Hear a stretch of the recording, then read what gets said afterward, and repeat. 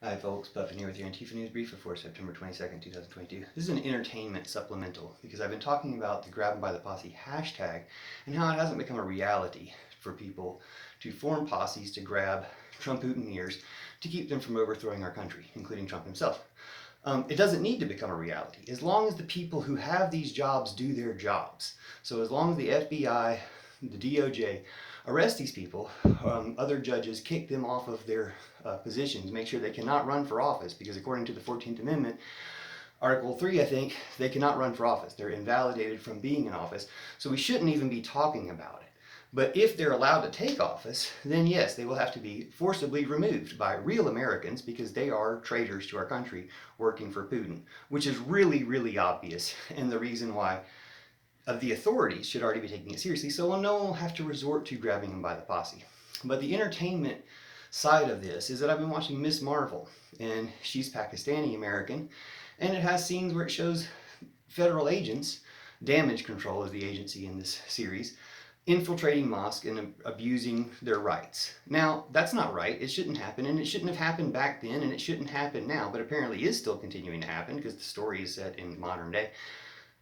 My problem is no one's going in and trampling on QAnon rights. No one's going in and trampling on Trump rally rights. No one's going in doing anything to offend their rights. And you don't even have to offend their rights. You can just do what's legally consequential for what they have done, and it doesn't offend their rights. Like taking the safe is not violating Trump's rights, but they are still violating other people's rights.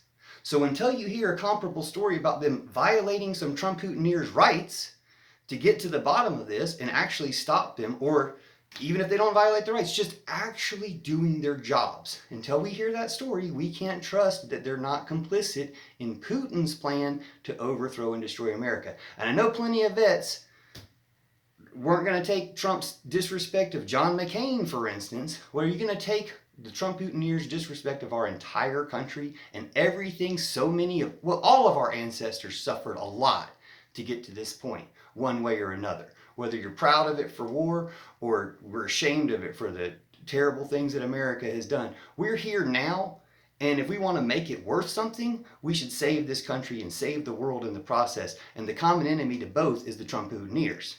Like, it's clear. They've called for Russia to have their veto on Security Council removed. They should do that. Like, we should start making progress and start shuffling aside the people who are trying to hold us back and destroy us all. And if we have to grab them by the posse, that's what it'll take. But they should just be arrested by the lawful authorities instead of making us do your jobs.